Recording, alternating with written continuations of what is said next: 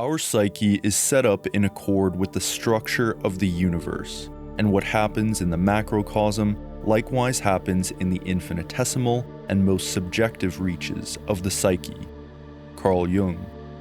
The story of the Garden of Eden is one of the most iconic and enduring narratives in the history of Western civilization. It is within this pristine primordial setting that recounts man's initial fall from a harmonious and perfect union with God, before a single act led to its fall into suffering, labor, and separation from nature. But what if this story isn't simply some arcane piece of religious literature, let alone a literal historical event at all? What if it's pointing to something far more profound, something about the structure of human consciousness itself? In this video, I will argue that this narrative maps simultaneously onto prenatal consciousness, the evolution of collective consciousness, and the development of the individual psyche. Suffice it to say, this story of Eden will radically diverge from the one you heard in Sunday school. Throughout virtually all human cultures, we can find various myths of a golden age.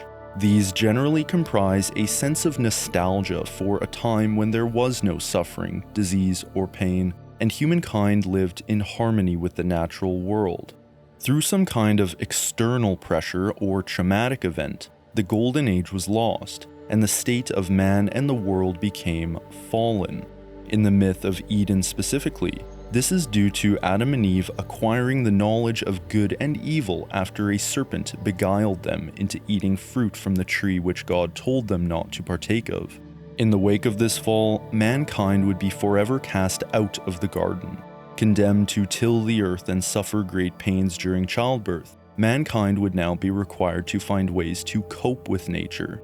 Myths of a golden age emerge independently across cultures, yet they all describe the same underlying pattern: a primordial state of unity, followed by a rupture, and a descent into a more fractured and difficult mode of existence. This pattern, unity, rupture, differentiation, and reintegration, as we will soon see, is a kind of fractal structure that repeats across multiple scales of reality. In the early 20th century, the Swiss psychologist Carl Jung studied myths and religions of ancient cultures all around the world. Jung's work offered a profoundly novel and expansive way of understanding myths and esoteric traditions. Rather than seeing myth as primitive attempts at history, Jung believed them to be expressions of deep structures within humanity's collective consciousness. In his 1949 text, The Origins and History of Consciousness, in which Jung wrote the foreword, the German-Israeli psychologist Erich Neumann would greatly expand on Jung's ideas. Himself a contemporary of Jung, Neumann explored the profound archetypal dynamics between the creation myths of the world's religions and the emergence of ego consciousness from the collective unconscious. One of the central motifs he explored in this book is the prevalence in prehistoric cultures of a great Earth Mother goddess. Since the earliest times, archaic man's relationship with the natural world was akin to that of a nourishing maternal bond. The full significance of this relationship will become much clearer later on in the video, as this will indeed come to radically transform under the process of human history. The recurrent themes that Jung identified in disparate cultures across times and places were what he called the archetypes. Among these are the archetypes of the sacred tree, the trickster, and a lost paradise, a golden age of plenty, which was one of the central archetypal themes that Jung associated with the Garden of Eden. This motif is common to essentially all human cultures in one form or another. Shambhala was a mythical Tibetan Buddhist kingdom centered on a golden age of enlightenment and harmony. The poetic Edda of Norse mythology describes a time when the Aesir gods played with gold in an idyllic land of verdant plains and beautiful sacred halls. Zoroastrian tradition details the reign of Yima, a time of earthly paradise prior to a cataclysmic fall. The ancient Egyptians tell of a primordial time called Zep-Tepi, an original time of harmony in which successively worse ages would follow. The ancient Greeks had several idyllic lands: Arcadia, Elysium, and the Golden Age of Saturn. One of the earliest Greek poets, Hesiod, described 5 different ages of humanity, beginning with the Golden Age, with each successive age being worse than the previous one. In Hinduism, we find a similar pattern. The beginning of their Yuga cycle is a golden age called the Satya Yuga. Progressing through these cycles leads us to the present age, a dark age known as the Kali Yuga. The recurrence of these motifs throughout myth and history would seem to suggest that these are not merely the wishful fantasies of pre-rational minds, and neither are they simply the records of literal history. Rather, I believe these stories are pointing to something much more fundamental to humanity as a whole, something rooted in the structure of human consciousness itself. Before we explore the workings of this transformation, it's worth asking a prior philosophical question. Was the fall from paradise simply a catastrophic mistake, a divine punishment, or does it point to something more purposeful? One of the most insightful answers to this question comes from the philosophical movement known as German idealism. Hegel, a monumental figure in the Western philosophical tradition, reinterpreted the Genesis story in a rigorous and systematic way, weaving it into his own philosophy of history. Central to Hegelian thought is that history is not random. It has a direction and goal. History moves toward the full self-realization of spirit, what he called Geist. Every epoch, every civilization, every philosophical system is spirit at a particular stage of self-understanding. Rather than seeing Adam and Eve's acquisition of knowledge as being simply condemned by God, Hegel notes that this knowledge was explicitly affirmed as God-like. He writes, "Philosophy is knowledge, and it is through knowledge that man first realizes his original vocation, to be the image of God. When the record adds that God drove men out of the Garden of Eden to prevent their eating of the tree of life, it only means that on his natural side, certainly man is finite and mortal, but in knowledge, infinite. Mankind in possession of knowledge participates in the infinite, but since we are still natural and mortal, we remain finite. This dialectical tension between our infinite imaginative reach and our finite embodied existence is the engine of human history. To have remained in the garden would have meant remaining in a state of unrealized potential. Unity without differentiation is not paradise, it is a state of dormancy. The myth of Prometheus illustrates this same paradox from another angle. Prometheus steals fire from the gods, a symbol of knowledge and technology, and bestows it upon humanity, ushering in our present condition. Zeus punishes him by chaining him to a rock, where an eagle devours his liver daily. Because Prometheus is immortal, his liver regenerates each night, only to be consumed again the following day. The myths of Eden and Prometheus are structurally identical in numerous ways: forbidden acquisition, godlike knowledge, expulsion from harmony, and suffering as the price of consciousness.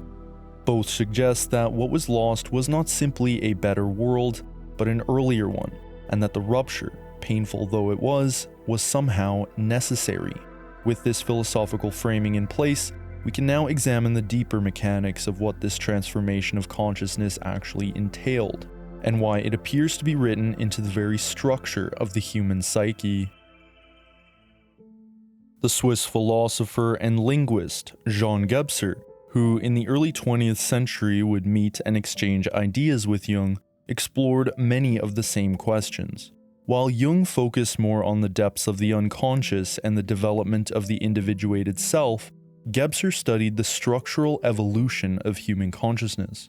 He engaged in a rigorous cross-cultural investigation into the literary and archaeological evidence of human cultures, and developed a framework showing that human consciousness has undergone multiple distinct mutations, each of which fundamentally altering the way we experience and perceive reality.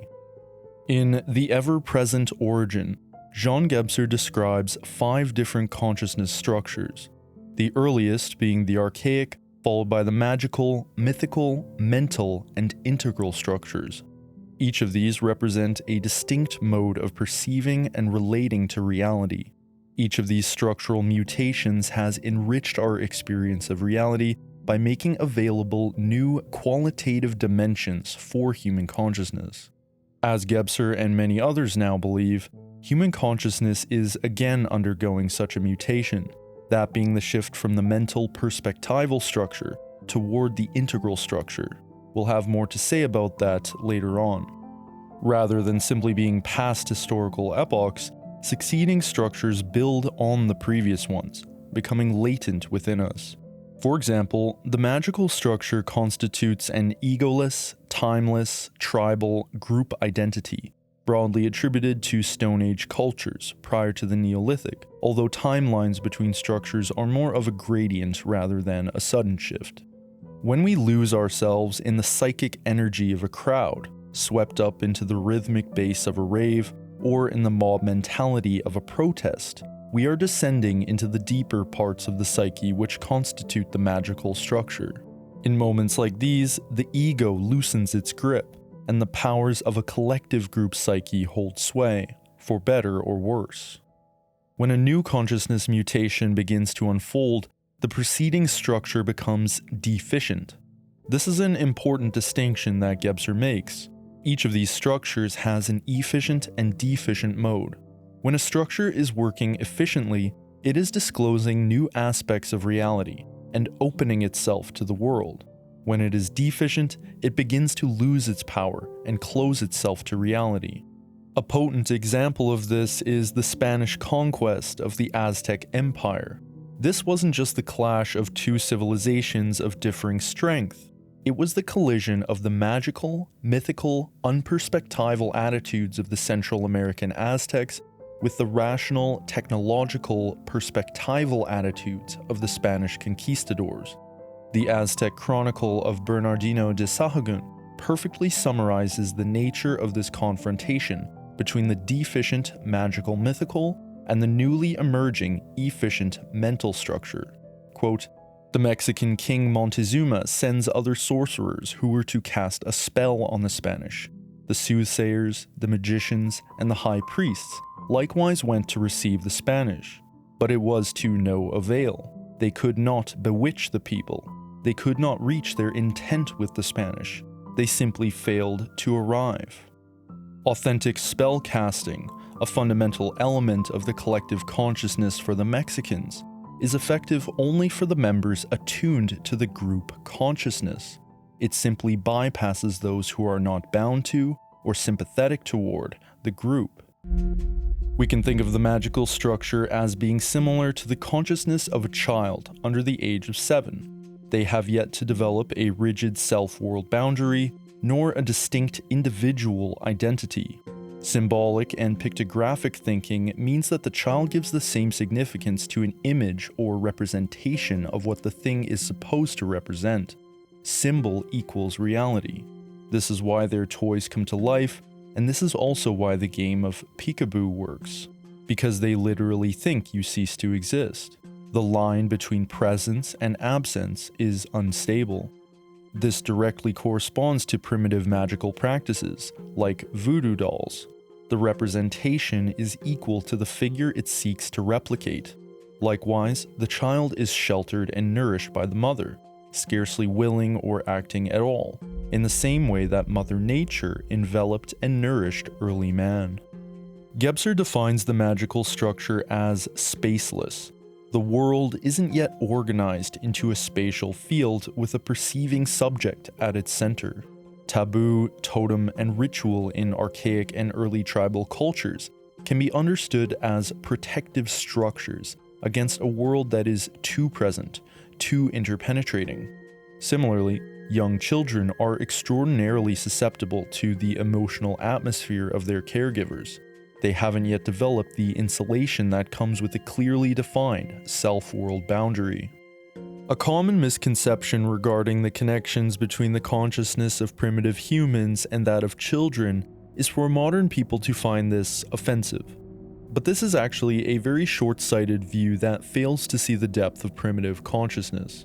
Modern secular readers will look to the seemingly absurd and obscene mythological stories, the practices of ritual, divination, and sacrifice within primitive cultures, and simply write these off entirely as irrational and superstitious behavior. And here we must ask, would ancient humans really have engaged in these practices for tens of thousands of years if these ancient practices were completely ineffective? The answer is that they did them because they actually worked, not necessarily in a purely mechanistic way, but socially, symbolically, and spiritually. Magical consciousness perceives and relates to reality in a way which the modern mental structure cannot. It is a mode of consciousness that has become buried in the depths of our psyche. It discloses aspects of reality that are either inaccessible or seen as insignificant to modern rational minds. But vestiges of the magical structure can still be found in some aspects of modern culture, as in the previously mentioned phenomenon of raves and protests, and more broadly in the motifs of sacrifice and initiation. We need only think of the tribal loyalty of sports fanaticism, ecstatic states of victory, the stadium as a sacred precinct, sacred colors, and totemic mascots. Gang initiations and fraternity hazing are almost textbook survivals of magical initiation rites, involving a shared transgression, the crossing of a forbidden boundary or threshold, the shedding of an old identity, and participation in a collective group. The work of Mircea Eliade on initiation rituals maps almost perfectly onto these very magical actions, now located in the underworlds of modernity. The sacrifice of human energy and time into the corporation, the self-immolation to an entity larger than the self, is another deficient vestige of magical times. Prior to the magical is the archaic structure. While the magical structure is characterized by a collective, tribal identity with no differentiation between the self of the individual and that of the group, archaic consciousness experiences no difference between the human being and the cosmos. Gebser calls this a zero-dimensional identity, in contrast to the one-dimensional unity of the magical structure. It is best compared to a state of dreamless sleep, completely dissolved in the rhythms of the natural world, a sort of perpetual flow state. Within the ever-present origin, Gebser considered the Genesis story to be a symbolic record of this most primordial form of human consciousness. Discussing the archaic structure, he says that it is, quote, akin, if not identical, to the original state of biblical paradise, a time where the soul is yet dormant, a time of complete non-differentiation of man and the universe. We've already briefly touched on the correspondence between the magical structure and the level of consciousness in young children, and there is much more to be said about that as we move along. Indeed, the parallels between individual and collective consciousness development presents us with a very compelling, fractal-like pattern in which each individual human being's consciousness unfolds in a way that reenacts the evolution of the species. This is not a new idea, by the way. In fact, the biologist Ernst Haeckel noted this pattern. He coined it with the very fun phrase, ontogeny recapitulates phylogeny. It's important to note, however, that Haeckel's literal biological perspective on this has since largely been discredited. Embryos don't literally pass through adult stages of their ancestors, but the pattern remains true to the evolution of the human mind. Essentially, what we have here is a kind of fractal correspondence, in that independent scales and domains of reality have enough structural similarities that make us question whether or not any of it actually stands independently. If the magical structure, as described by Jean Gebser, corresponds mainly to children roughly between the ages of 0 and 7, then this would mean that the earlier, archaic structure would map onto the prenatal, embryonic state of human consciousness. The Czech psychiatrist Stanislav Grof is a central figure in the development of transpersonal psychology. he spent his life conducting research into non-ordinary states of consciousness for the purposes of psychological healing, personal growth and exploration, and gaining insights into the nature of human consciousness. Groff's psychiatric work with patients suffering from a wide range of psychosomatic illnesses, ranging from conditions like asthma and migraines to chronic depression and sadomasochistic pathologies, has issued forth a plethora of evidence that the roots of many of these conditions have their origin in the traumatic experience of one's own birth. Through the use of non-ordinary states of consciousness, or what he calls holotropic states, Groff documented the experiences of individuals who reported reliving and reenacting traumatic moments during their birthing process. In many instances, these manifested as mythologized and dramatized versions of birthing complications which they had no prior knowledge of, often being later verified after speaking with their mothers about it. In the light of these recurring discoveries through his psychiatric work, Groff realized that the process of birth isn't simply a purely biological event, but a profoundly spiritual transformation and liberation. He developed an experiential framework mapping the 4 stages of this process, which he called the Basic Perinatal Matrices, or BPM for short. BPM 1 is the initial, undisturbed life in the womb, prior to the onset of delivery. Groff writes, "The experiential world of this period can be referred to as the Amniotic Universe. The fetus does not have an awareness of boundaries and does not differentiate between the inner and the outer. This is reflected in the nature of the experiences associated with the reliving of the memory of the prenatal state. During episodes of undisturbed embryonal existence, we typically have experiences of vast regions with no boundaries or limits. We can identify with galaxies, interstellar space, or the entire cosmos. A related experience is that of floating in the sea, identifying with various aquatic animals, such as fish, jellyfish, dolphins, or whales, or even becoming the ocean. This seems to reflect the fact that the fetus is essentially an aquatic creature. Positive intrauterine experiences can also be associated with archetypal visions of Mother Nature. Safe, beautiful, and unconditionally nourishing, like a good womb. We can envision fruit-bearing orchards, fields of ripe corn, agricultural terraces in the Andes, or unspoiled Polynesian islands. Mythological images from the collective unconscious that often appear in this context portray various celestial realms and paradises as they are described in mythologies of different cultures. Mainstream academia does not accept the possibility that embryonal memories can be relived during states of altered consciousness. But if we are to take seriously the idea of empirical observation, that is, attaining knowledge through direct sensory experience, which happens to be the fundamental core of the scientific method itself, then perhaps it is time we reconsidered the possibility that these most early moments in an individual's life can be relived. To know the subjective experience of archaic humans on a phenomenological level is something that may be forever beyond our grasp, in the same way that the subjective experience of an infant is. There is no written record of the interior experience of those first humans who discovered fire and crafted stone tools, and likewise we cannot simply ask an infant what it's like to be an infant. Memories for both the infancy of humankind and our own earliest years remain obscure.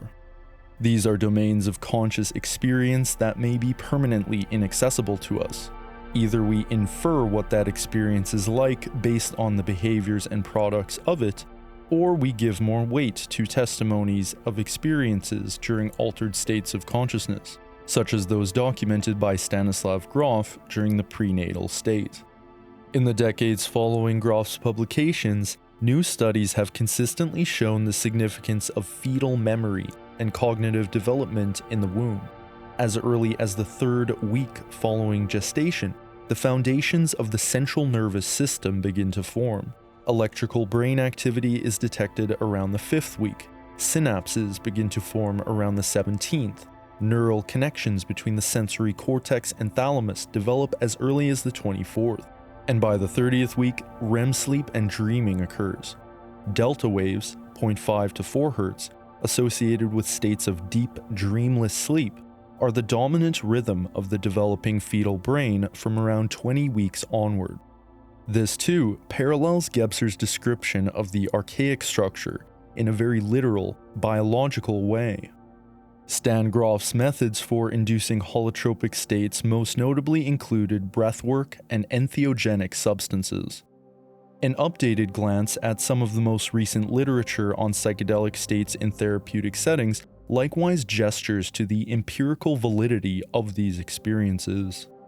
This late 2025 study examined the phenomenon of recalling previously unknown memories of trauma during psychedelic experiences. This early 2026 study highlights the fact that the insights and information attained during these states can have practical application to one's life, often having valid and lasting positive impacts on the individual's worldview.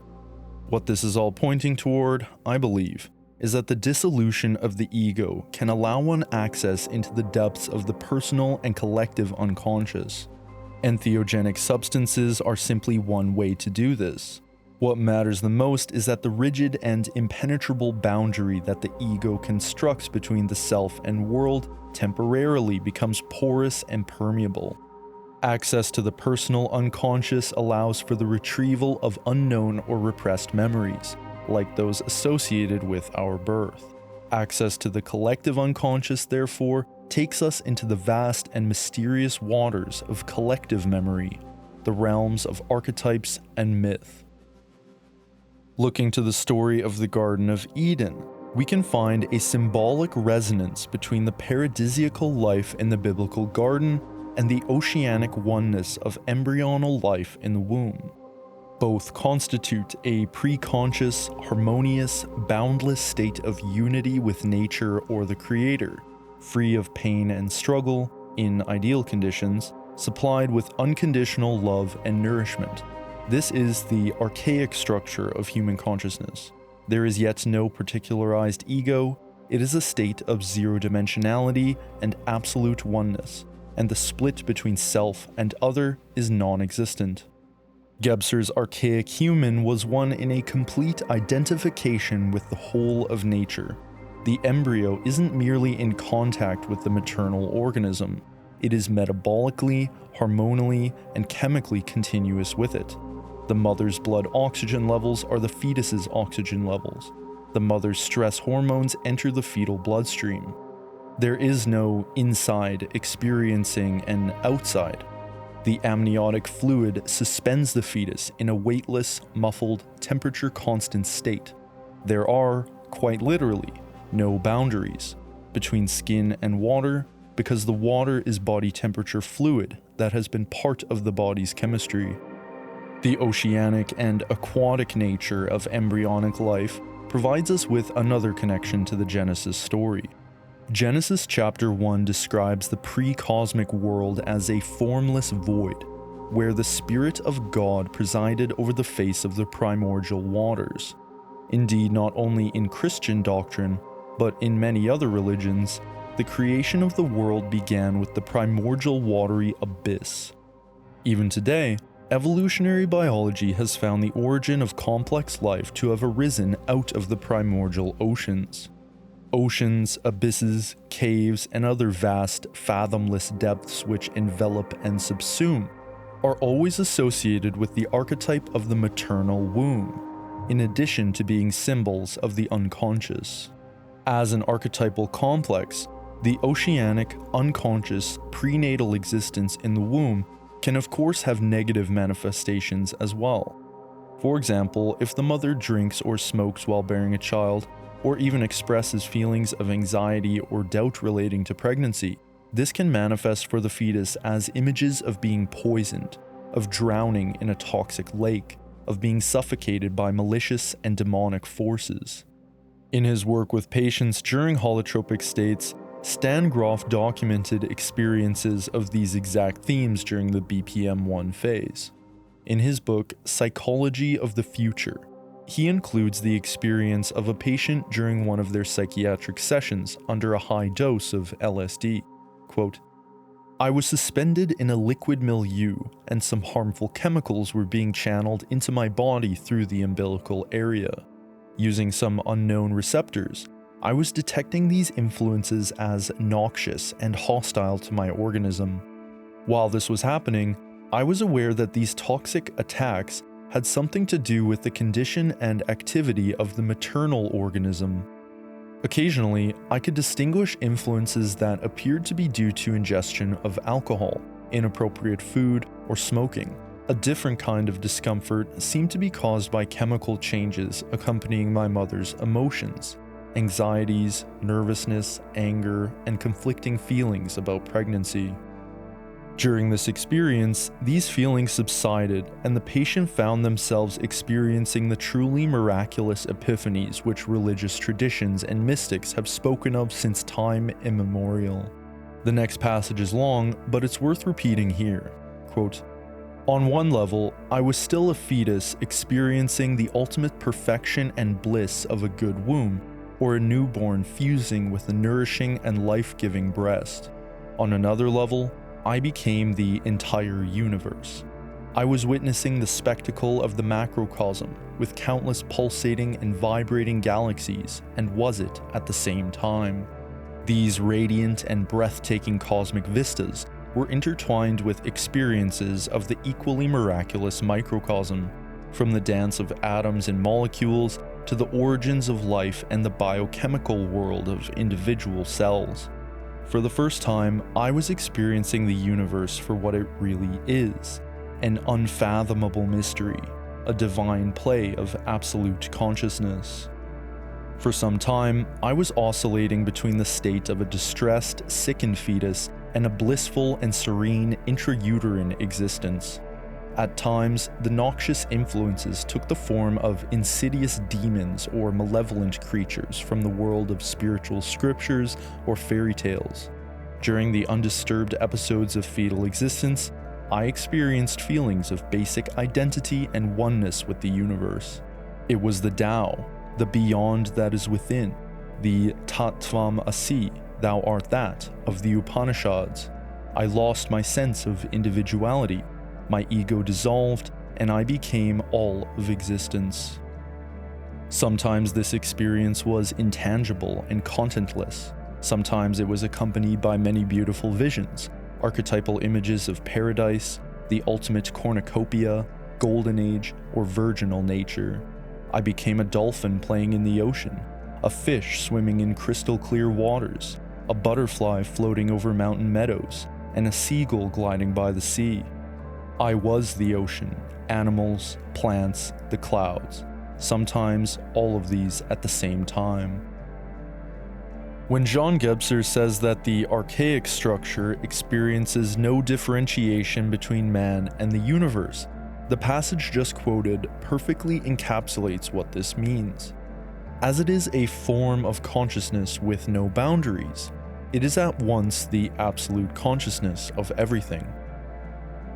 BPM 2 and 3 correspond to the onset of contractions and the navigation of the birth canal, wherein the fetus begins to feel a sense of entrapment or hopelessness, and there begins a life and death struggle between the survival of the mother and that of the child. There is a kind of natural push that requires the fetus to leave this paradisiacal state for the sake of its own individual development. On a biological level, as the fetus grows, nutrient and oxygen demands increase, space becomes restricted, and hormonal changes eventually induce labor. Psychologically, prenatal existence lacks freedom, agency, and selfhood. It is a necessary yet incomplete and temporary state, and here the fetus exists only in participation. Expulsion becomes a necessity for both infant and mother. Even when we speak of a woman going into labor, this symbolically parallels the notion of God expelling Adam and Eve from paradise into a life of laboring under the sweat of his brow and suffering the pangs of childbirth. reinterpreting the story of the Garden of Eden as a symbolic and archetypal account of the evolution of human consciousness, both individual and collective, indeed provides us with a much more expansive and rich understanding of this very ancient text.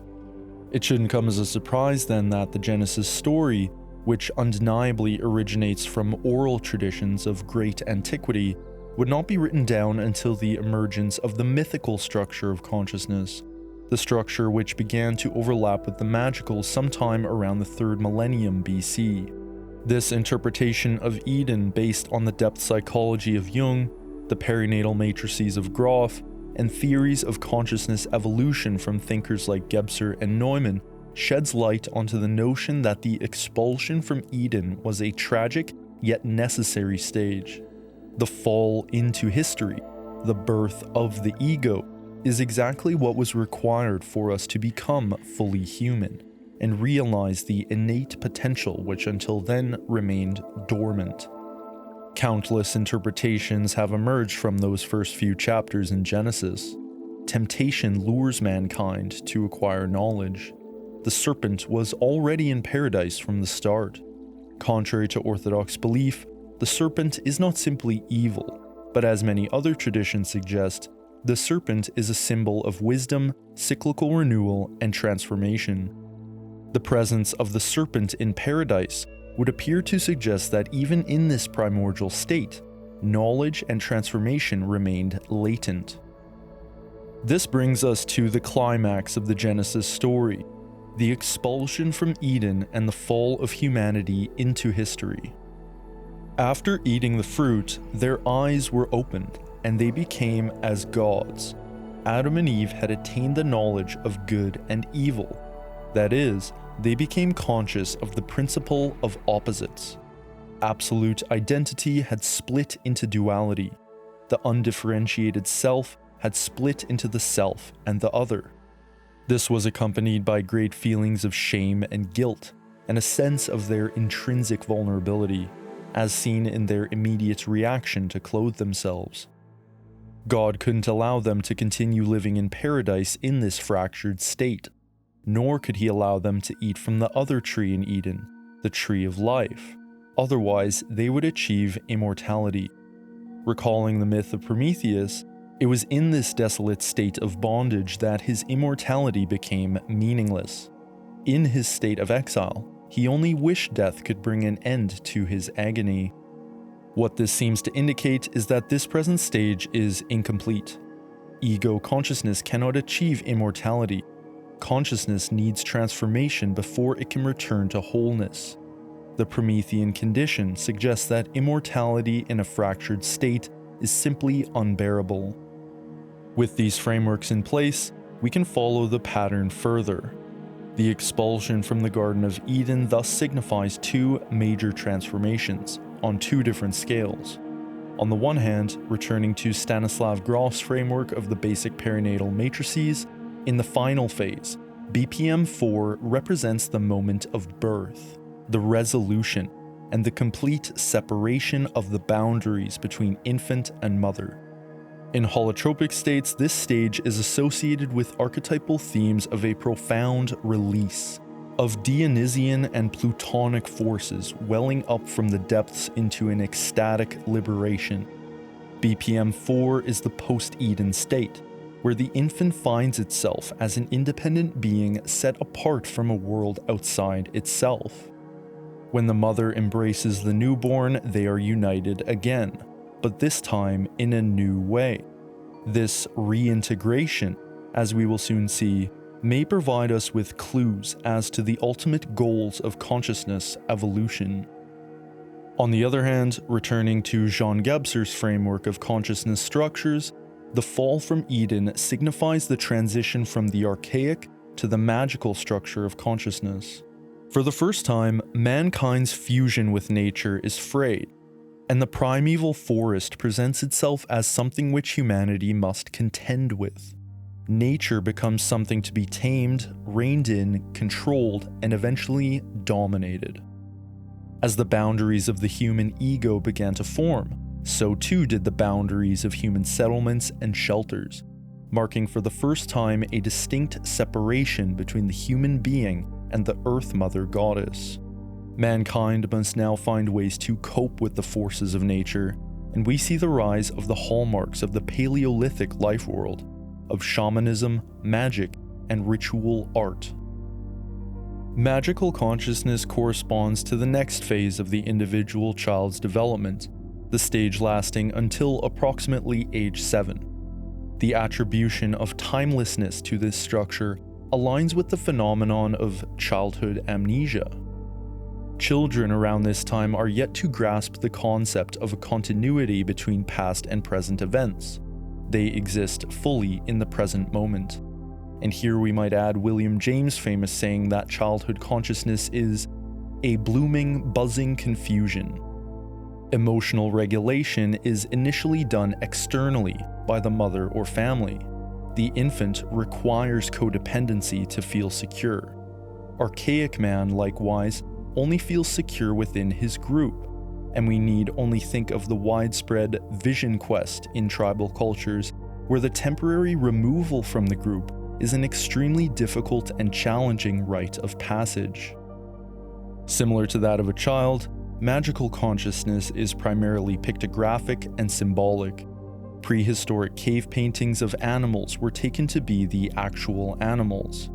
This is well documented in primitive cultures such as the Pygmies, whose hunting expeditions begin with a ritual, performed in utmost silence, of drawing the animal already pierced by arrows. This is not seen as an abstract representation in the same way we would see it. Rather, it is taken to be synonymous with the actual hunted animal. Research into early childhood psychology has shown that children around this time understand their drawings in a similar fashion. A drawing of a campfire actually feels warm. In the same way, young children have a difficult time with abstract thought and easily take things at face value. Simply saying the word snake to a child can invoke the same amount of fear as seeing an actual snake would. Oral traditions told around campfires in the fading hours of the night indeed find their parallel in the child's need for magical bedtime stories. For both children and magical consciousness, the world is saturated with meaning and subjectivity. It is not a world of inert, lifeless objects. The world is fundamentally alive. In case you're wondering if the pattern of correspondences between Gebser's consciousness structures and developmental psychology continues into middle childhood, adolescence, and adulthood, it does. Exploring that in any depth, however, will have to be done another time, as it goes beyond the scope of the main subject of this video.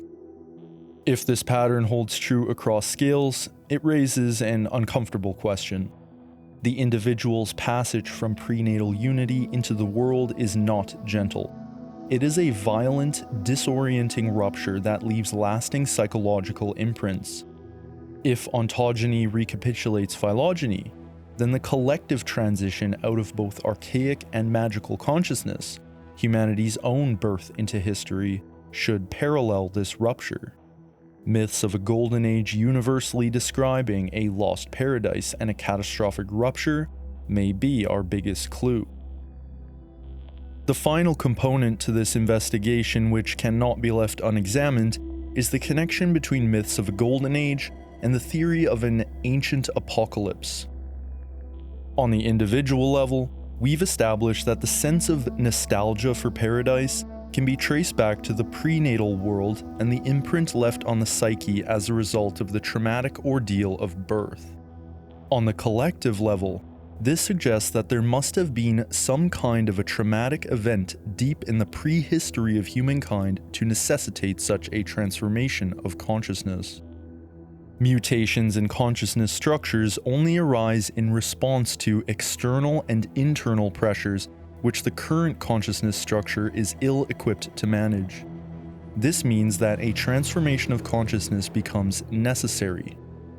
What follows is that if some kind of a traumatic, catastrophic event really did occur deep in human prehistory, then the scars of that traumatic event would be rooted deep in our collective psyche.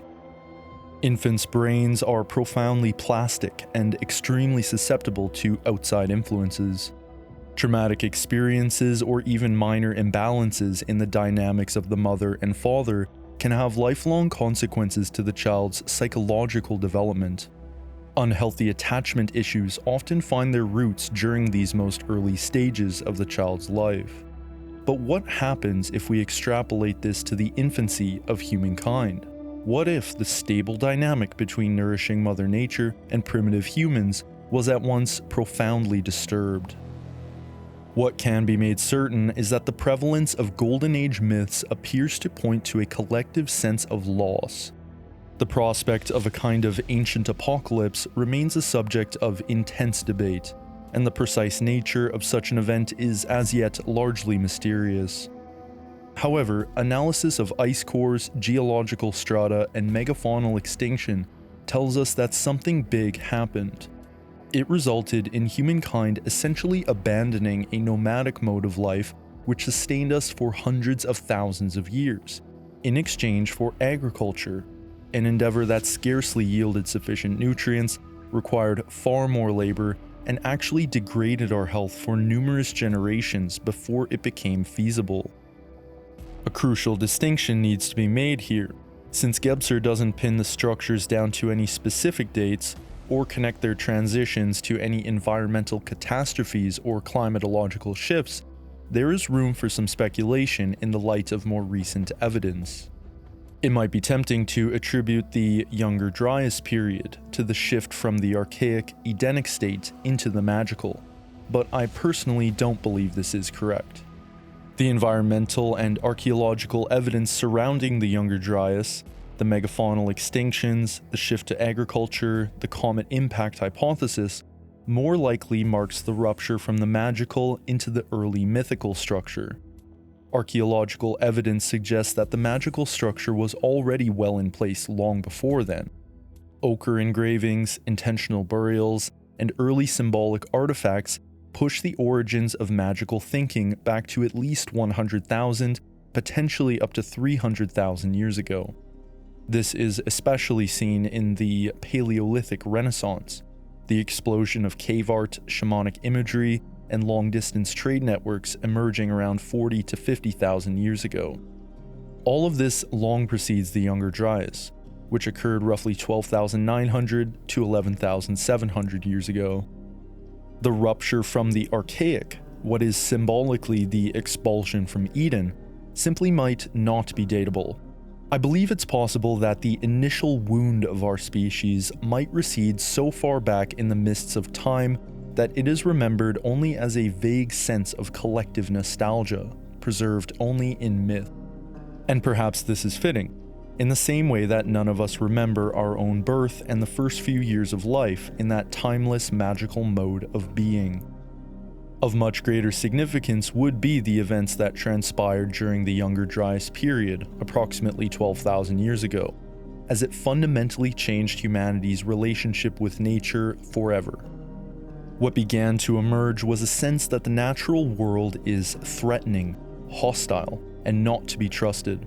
Nature became unpredictable, something to be negotiated with, something which consciousness stands against. The emergence of human civilization would thus appear to be a kind of trauma response. The agricultural revolution was less so a brilliant innovation and more an act of desperation. The modern industrial view of nature as merely natural resources to be plundered and transformed into useful materials would only serve to further strengthen the boundaries between man and nature. What we have today, then, is a civilization with some serious attachment issues. Perhaps this prehistoric trauma originated from the heavens, that is, in the form of a fiery comet impact. And maybe this comet impact is responsible for the extremely prevalent mythological motif of a great flood. As we have already alluded to several times now, the Earth is associated with the fertile, feminine, Great Mother Goddess. Prior to the Neolithic Revolution, many prehistoric cultures oriented themselves around fertility symbolism and various forms of the Great Earth Mother Goddess. Conversely, the sky is the great father god, exemplified most famously in the Egyptian god Ra, the Norse Germanic Odin, the ancient Greek Zeus, and the Roman god Jupiter. Prometheus did not steal fire from the earth, he stole it from the heavens, as fire is native to the celestial realm. It was from the sky that humankind acquired knowledge and technology, and it was the sky father Zeus who would punish Prometheus for this act. In the wake of the Neolithic Revolution, the matriarchal societies gradually faded, and mankind turned its focus to the heavens, the domain of the sky father gods. After their expulsion from Eden, Adam and Eve bore 2 children, Cain and Abel. Cain, a farmer, murdered his brother Abel, a shepherd, out of resentment that God favored his brother's offering over his own. At first glance, it may seem inconsequential that it was specifically Cain who survived, until we realize that it was his descendant, Tubal-Cain, who is named as the first forger of all kinds of iron and bronze tools, often referred to as the father of metallurgy. This parallels the broader historical transition, which includes the shift from nomadic pastoralism into agriculture, then later into metallurgy and smiths. This transition is absolutely crucial to the world we live in today. The movement from earth to sky mirrors the movement from participation to abstraction. Terrestrial symbolism is matter, fertility, embodiment, cycles, participation, and immanence. Celestial symbolism is spirit, law, hierarchy, intellect, abstraction, technology, and transcendence. As Mother Nature became the chaotic, devouring mother, humankind sought to distance itself from her through technological advancement. The heavens above embodied order and transcendence, and from this point onwards, we see the human impulse to escape the earth, to transcend the terrestrial world. Quote, "In these attempts to free himself from the grip and spell of nature, with which in the beginning he was still fused in unity, Magic Man begins the struggle for power which has not ceased since. Here, man becomes the maker." Although some level of security was achieved through technology, which protected mankind against hostile Mother Nature, paradoxically, the sky too became the tyrannical father. The notion of a comet impact being responsible for a great deluge would appear to support this fact. This tension is perhaps best summarized by the words of Christ, who, while dying on the cross, articulates his feelings of abandonment by the Father. Quote, my God, why have you forsaken me?"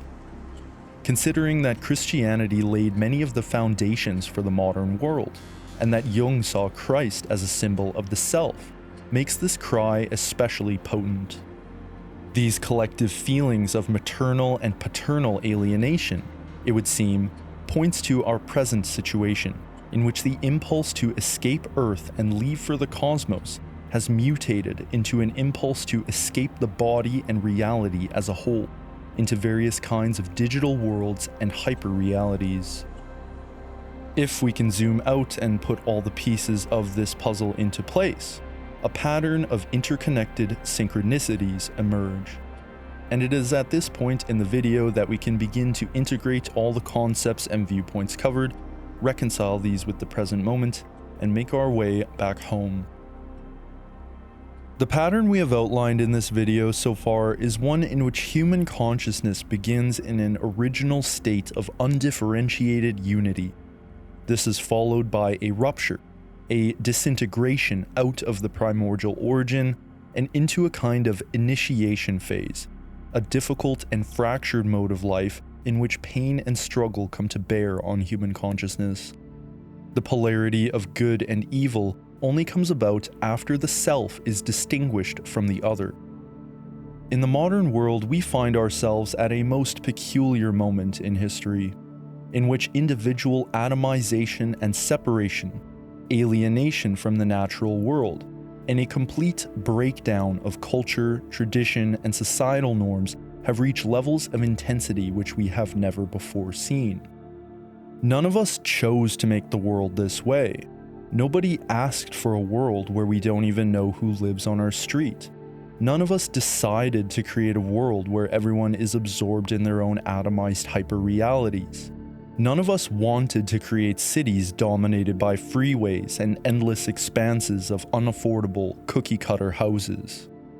Throughout this entire story, we can see that a general trend is that consciousness has become ever more condensed and more finely particulated into individual egos. The self-world boundary has been steadily shrinking, originating from the whole of nature to the communal tribe to the family unit and now the individual. At the present moment, it appears that another motion has been taking place. The boundaries between individuals seem to be widening, becoming further isolated from one another as a consequence of modern technology's algorithms. Even a mere 30 years ago, despite individuality being more pronounced than ever before, the collective of a culture still shared a more or less common ground when it came to fundamental matters about the world. Historically, the interests of the government and state were generally to ensure that everyone believed the same narrative, through the implementation of advertising and state propaganda, and remained uninformed about things like institutional corruption. In the wake of the internet, however, all knowledge and information became accessible and decentralized, and this simply became no longer viable. The current playbook appears to be the exact opposite now. Notice how everyone is aware of every heinous transgression committed by the ruling elite. Notice how lenient the algorithms are on conspiratorial content these days. It doesn't even matter anymore if everyone knows it. All that matters is that we remain atomized, confused, and overwhelmed. The system no longer needs us to believe a single narrative. Individual fragmentation actually gives it power. By creating as many ontological bubbles as possible, as many isolated echo chambers designed to specifically not reach other echo chambers, a shared reality for the collective cannot be achieved. What results is a population where everyone lives in their own bubble of reality, incompatible with everyone else's, so that the prospect of a population uniting under a common goal and revolting against an elite ruling class of technocratic tyrants becomes virtually impossible. It is of course imperative to understand that the emergence of modern rational consciousness out of earlier, more magical modes isn't simply some degradation. The transition was necessary and valuable, and we surely enjoy many of the benefits that rationality and logic has afforded us. The place for caution lies in thinking that modern rationality is the only valid mode of thought. Likewise, modernity is not simply a degradation from some perfect ancient past. I'm not arguing for a traditionalist return or regression into some arbitrarily chosen moment in the past, but rather that the modern world is a crucial and meaningful stage in the metamorphosis of our collective consciousness. I don't think I'm alone in thinking that it feels as though we are being pushed towards something, and there is indeed a fourth phase to this pattern, that of the eventual reintegration. As we can see with the child's departure from the Amniotic Universe, the rupture of the contractions and the life and death battle through the birth canal, the newly born child emerges into a new world, an archetypal and heroic resolution to the traumatic ordeal of birth. It is a complete metamorphosis of the child's experience of reality. The infant's reintegration and unification with the mother this time around is one characterized by a fundamental transformation, shaped by the trials of the journey from the unconscious into the conscious. For Carl Jung, this process of reintegration is what he called individuation. This is the central goal of Jung's analytical psychology. It is the lifelong journey that each individual must undergo to achieve psychological wholeness, by integrating the personal and collective unconscious with one's conscious ego. It involves integrating the shadow, the instinctual and repressed aspects of the psyche, into conscious awareness, in order that base-level desires and impulses don't unconsciously direct our life. For men, it involves the integration of the feminine component of the psyche, and for women, the masculine. Individuation is not some kind of static end state of perfect harmony, but an ongoing and dynamic process of interpersonal transformation. For Jean Gebser, the integral structure of consciousness is the fifth and most recent mutation of consciousness, and its emergence is already well underway. Central to integral consciousness is what Gebser calls diaphaneity, which is the quality of becoming transparent. Gebser's framework is of course extremely detailed, and there is no chance that it can all be summarized in a few short minutes. His book is notoriously dense, and I certainly don't claim to be an authority on the text. Nonetheless, integral consciousness is one characterized by a reintegration of all the previous structures: the archaic, magical, mythical, and mental. While the mental structure saw reality in isolated parts, experienced time as very precise and linear, and marked an extreme emphasis on rationality, to name but a few examples, integral consciousness is one which sees through the world. We become capable of holding multiple perspectives without contradiction. Becoming aware of the whole which comprises the parts, consciousness experiences a new kind of freedom relating to time and space.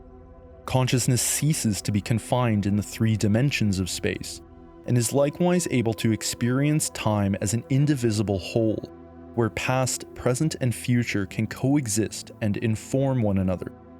Integral consciousness includes an emergent sense of the archetypal patterns and forces manifesting through historical events, the natural world, and human life. This is not something that only enlightened gurus have achieved. It is a collective process that we are all participating in. Intimations of the emerging integral consciousness structure can be most keenly observed in artists, philosophers, and scientists who push the boundaries of what was previously thought possible, the growing prevalence of holistic worldviews, and the recognition of the limits of a purely rationalist and materialist worldview. Golden Age myths like the Garden of Eden, when viewed through this lens, have made one thing quite clear to me. It's that metaphorical knowledge can be valid in an ontological sense. If we allow our eyes to see it, we can realize that the world is actually made of metaphors. That metaphor is one of the ways reality discloses its deeper structure. Modernity simply stopped valuing this way of thinking, as it categorized all of reality as individual material parts that interact in purely mechanistic and predictable ways. Eden is a metaphor of birth and the evolution of consciousness, not metaphorical in a trivial sense, but because they share the same pattern of archetypal meaning. I believe Jung's definition of synchronicities as an acausal connecting principle is well placed here. Archetypes are not simply patterns unique to the human mind. They are the formative principles of reality itself, which operate outside of mechanistic causation. What we have outlined here might be called a fractal correspondence principle, where a symbolic narrative maps onto multiple scales of reality. Metaphorical reasoning is commonly seen as inferior to logical reasoning, but if the pattern holds true, this means that the metaphor is tracking something real, something embedded in the deeper structures of experience. Perhaps this is why the Garden of Eden is such a memorable and tantalizing narrative.